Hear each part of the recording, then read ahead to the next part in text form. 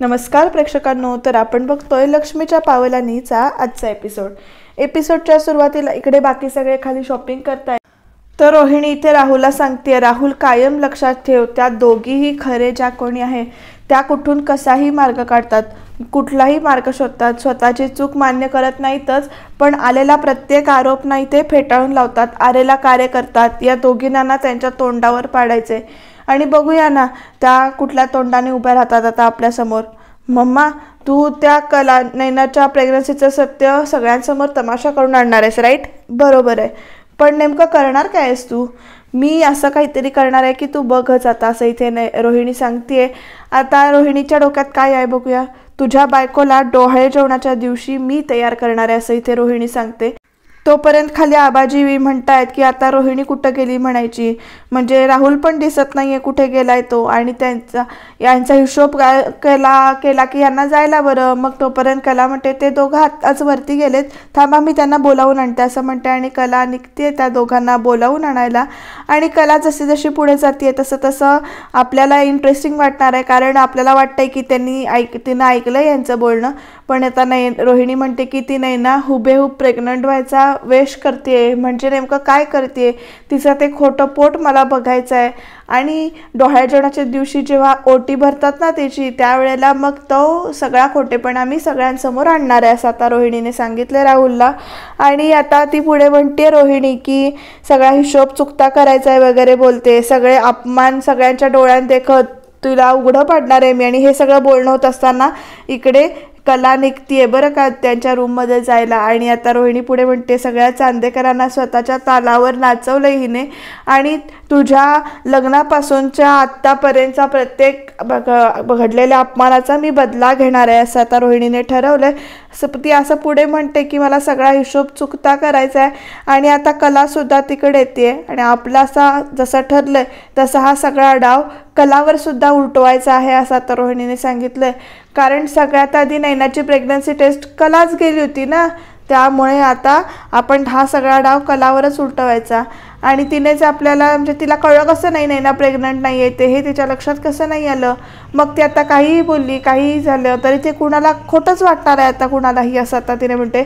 सगळ्यात महत्त्वाचं, या सगळ्या गोष्टीमध्ये तुला आणि मला किती मनस्ताप झाला आहे, किती दुःख झालं आहे किंवा किती धक्का बसला आहे, आणि एक बाप म्हणून तुझं भावविश्व कसं उलटंपुलटं झालं आहे असंच सगळ्यांना वाटायला पाहिजे। मग अशी ॲक्टिंग करायची ना तिथे जाऊन की मग सगळ्यांना म्हणजे तिची चीड येईल आणि माझी दया येईल। हीच संधी घेऊन सगळा हिशोब चुकता करायचा आहे, असं आता इथे म्हटलंय रोहिणीने राहुलला। आणि तेवढ्यात ती मागे वळून बघते तर तिथे प्रेक्षकांनो कोण आहे, कला येऊन उभी राहिलेली आहे।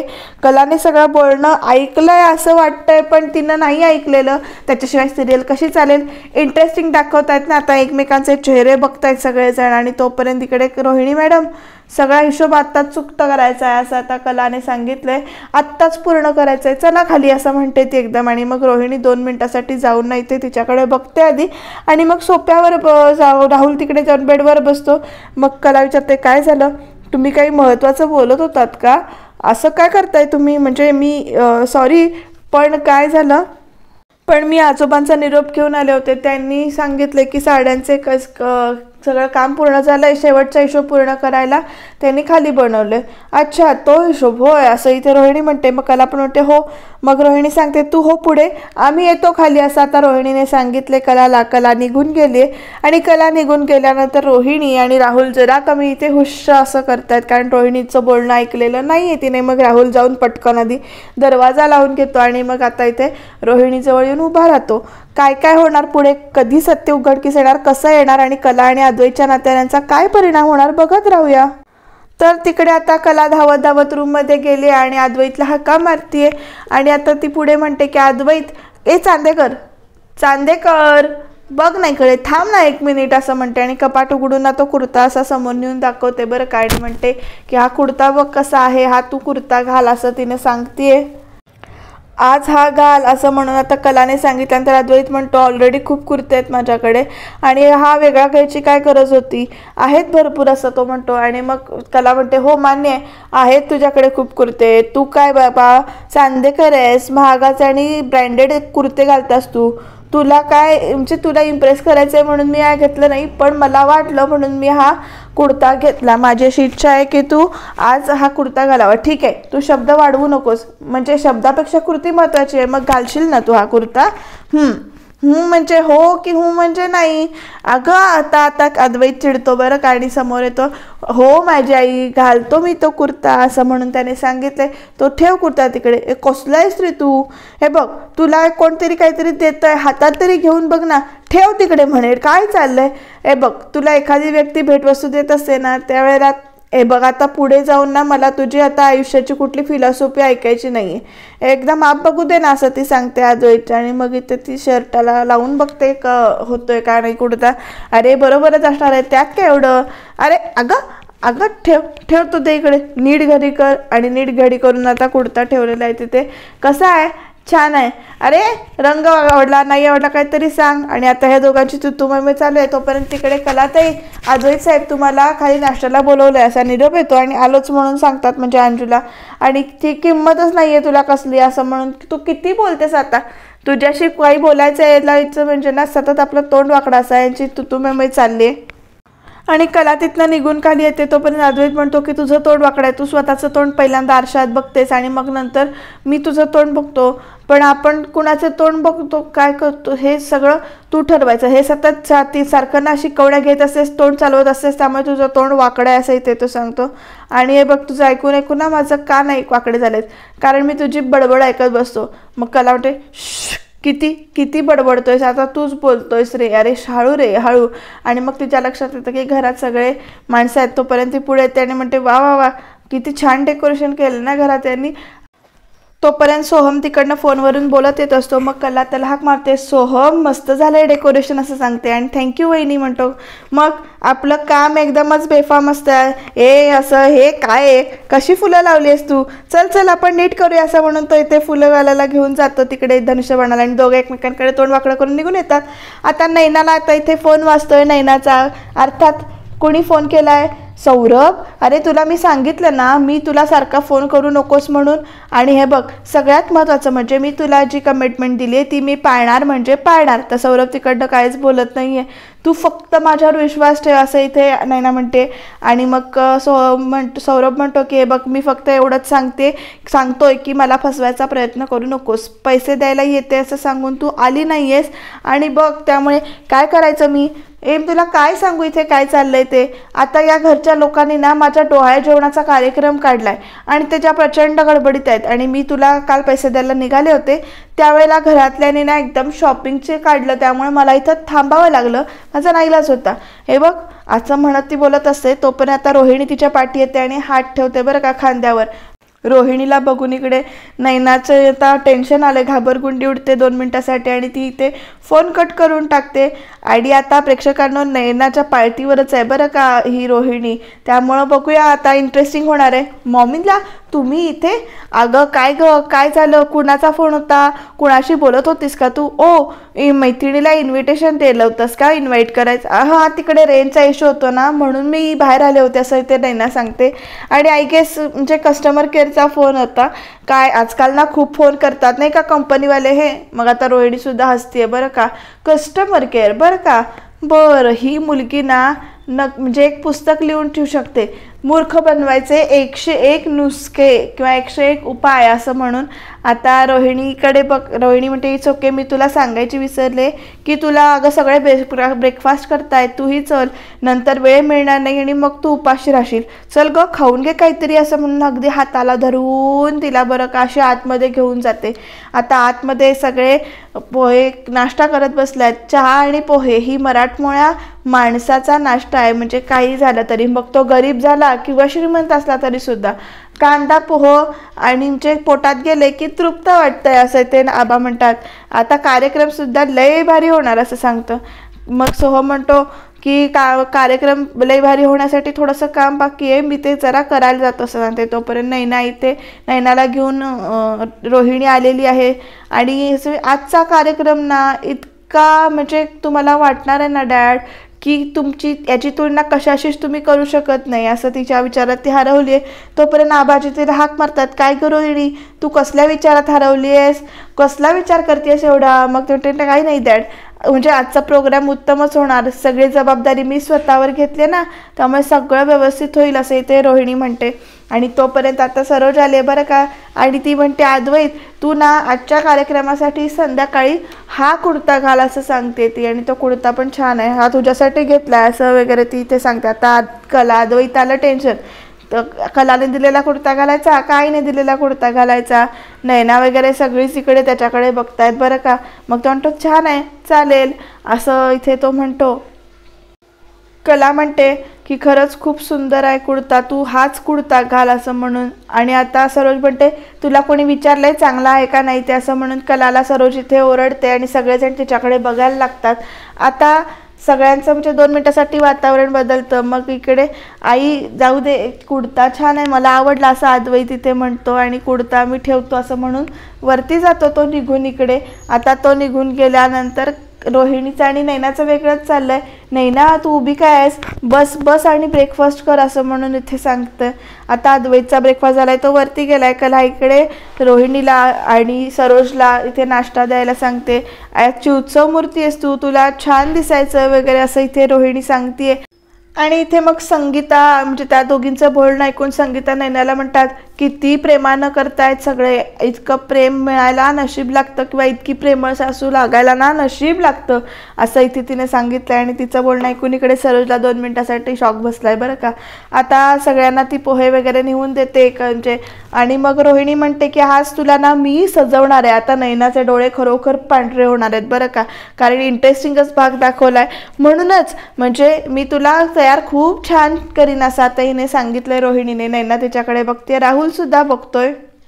तोपर्यंत नैना इथे म्हणते ओ गॉड या मला नटवणार म्हणजे माझं बिंग फुटणार आता असं तिच्या मनात विचार चाललाय. आणि रोहिणी म्हणते काय गो काय झालं, बाळ लाथा मारते का वगैरे असं विचारल्यानंतर इथे सरोज तिच्याकडे बघते बरं का. सरोजला कळतंय रोहिणी मुद्दामून करते ते. आबा वगैरे सगळे इथे हसतात. आणि तोपर्यंत रजनी पण इथे म्हणते अरे बाळ लाथा मारायला लागलं, पण राहुल अगदी तुझ्यावर गेलंय बरं का बाळ असं सांगितल्यानंतर राहुल एकदम असा लाजतो पण आणि इकडे माने करतो. आणि इथे रोहिणी म्हणते राहुल तुला आठवतंय का, तू सुद्धा अशाच पोटा मारायचाच लहान असताना इथे. आणि म्हणते काय हे मी एक्साइटमेंटमध्ये ना खूप काही बोलून जाते, तुला कसं काय आठवेल असं. आणि पुढे म्हणते आणि नैनाकडे बघतीये, बाकी सगळेजण खुशीत आहेत. मग रोहिणी म्हणते ॲक्च्युली ना आजी होण्याची किती फिलिंग अमेझिंग आहे ना, याचा विचार सुद्धा मी कधी केलेला नव्हता असं इथे ती म्हणते. आणि रोहिणी नैनाला म्हणते की नैना मी बघू का बाळ कसे लाथ मारते ते. तर नैना म्हणते नको नको. मग रोहिणी म्हणते का नको, असं कसं करून चालेल, दाखव ना असं म्हणते. अगं ही खूप छान फिलिंग असते ग, जरा बघूया असं इथे नैनाला रोहिणी आग्रहच करते. आता बाळाची हालचाल होणं असं ना एक मोठी फिलिंग असते ग, खरंच खूप मला म्हणजे असं अनुभवायचं आहे, थ्रिलिंग फिलिंग असतं ते, प्लीज ना असं म्हणते. मग कला सुद्धा म्हणते ताई रोहिणी मॅडम एवढ्या प्रेमाने विचारतायत ना तर बघू दे की त्यांना त्याला काय होतं, लात मारते काय नाही ते. पण नैना म्हणते की आत्ता मारत नाहीये, जेव्हा मारेल तेव्हा मी सांगेन. मग रोहिणी म्हणते असं काही नसतं नैना, हे बघ मला ऐकू दे ग असं म्हणून ना डायरेक्ट तिच्या पोटाला अशी कान लावते. आणि मग नैना पुढे रोहिणी असं म्हणते की आपल्या आसपासची आवडती व्यक्ती किंवा ओळखीची व्यक्ती जर आपल्या आसपास फिरकली ना तरीसुद्धा बाळ छान रिस्पॉन्ड करतं, हो की नाही हो खरे असं म्हणून ती आता आईला पण विचारते. आणि हो म्हणून त्या पण सांगतात. सगळे ते बाकीचे खुशीत आहेत बरं का. आता आबांचं पोहे खायचं काम चालू आहे. नैनाचं पोट बघायचं म्हणजे लाथा मारते का बघायला इकडे खाली वागते रोहिणी आणि नैनाच्या पोटाला इथे गाल लावते बरं का प्रेक्षकांनो. आणि इथे किती काळजी करतायत त्या तुझ्यासाठी, तू कर ग असं म्हणून सगळे तिला आग्रह करतायत. आता पोटाला कान लावल्यानंतर नैनाला 2 मिनटं कळत नाही की आता काय रिॲक्ट करायचं. रोहिणी पण छान नाटक करते बरं का. इथे प्रत्येकाचं लक्ष आता रोहिणीकडे लागलंय. आणि आता तुझी वाट लागणार आहे असं नैनाच्या मनात विचार चाललाय. राहुल सुद्धा बघतोय की आई तिची कशी मजा घेते आणि त्याला खूप हसायला येते. आणि मग तू राहुल तुझ्या बाळाने ओळखलंय मला असं म्हणून रोहिणी खुश होती. इथे सगळ्यांच्या चेहऱ्यावर इथे आनंद मिसळलाय.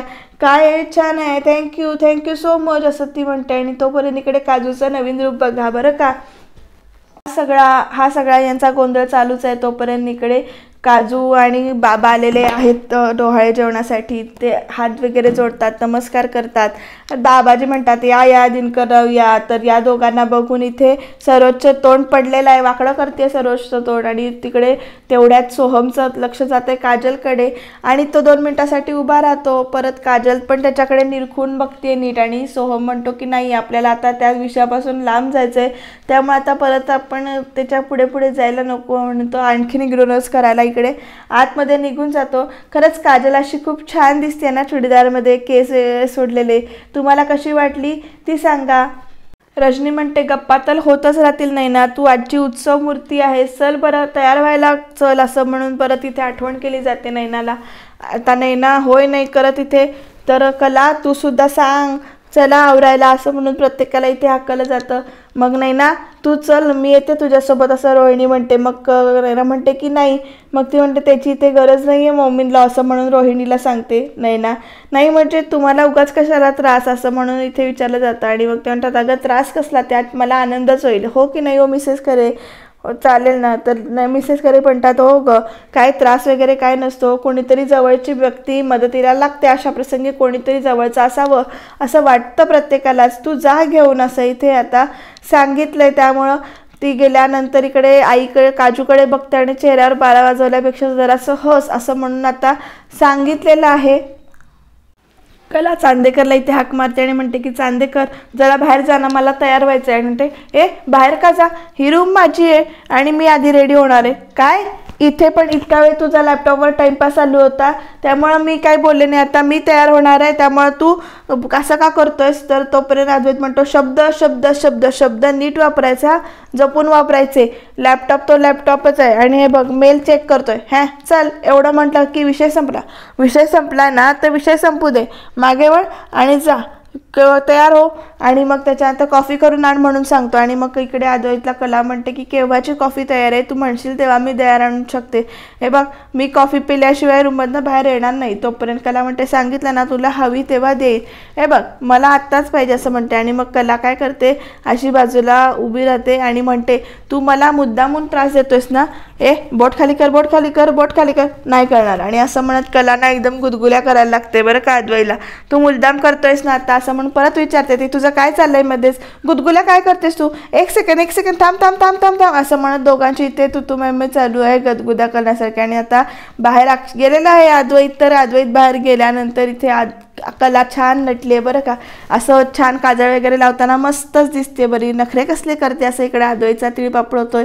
बाहेर आली की मी तिला असं घाबरतो, सलवणामध्ये जसं घाबरली होती ना तसं घाबरवतो मी इथे, असं अद्वैतच्या डोक्यात आलंय.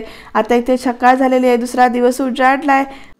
आणि आता कलाचं लक्ष जातंय त्या सोफ्यावर ठेवलेल्या कुर्त्याकडे. अद्वैत नेमका कुठला कुर्ता घालेल, सरोज मॅडमने दिलेला कुर्ता घालेल की मी दिलेला कुर्ता घालेल. कुठली म्हणजे सरोज मॅडमने दिलेला कुर्ता घातला तर मला काही वाईट वाटणार नाही, पण तरीसुद्धा त्याने म्हणजे मी दिलेला कुर्ता घालावा असं तिच्या मनात आहे.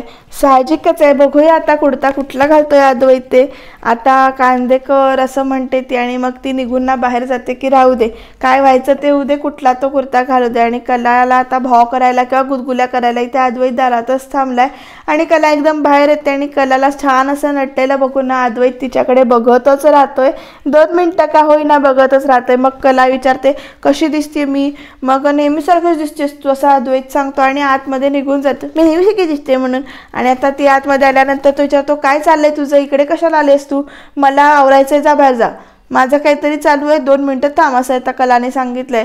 आणि मग कला आपल्या फोनमध्ये स्वतःचा म्हणजे सेल्फी काढत असते. आणि मग अद्वैत म्हणतो एक काम तुला सोपं जमत नाही ना, तुला गाडी चालवायला येते ना, फोटो काढायला येतो, काहीही जमत नाही तुला, असं ती तो सांगतो. आणि देतो मोबाईल इकडे असं म्हणून सांगते आणि जरा नीट कर सगळं असं म्हणून सांगतो. लाईट इकडनं येतोय ना तर इथे उभी राहा, आता पोज दे. मग कला अशा वेगवेगळ्या पोज देते. आणि मग अद्वैत म्हणतो काय जुन्या आउटडेटेड पोज देतेस तू, काहीतरी नवीन ट्रेंडिंग पोज दे, असं म्हणून आता अद्वैत सांगतोय. फोटोग्राफर झालाय बरं का कलाचा अद्वैत.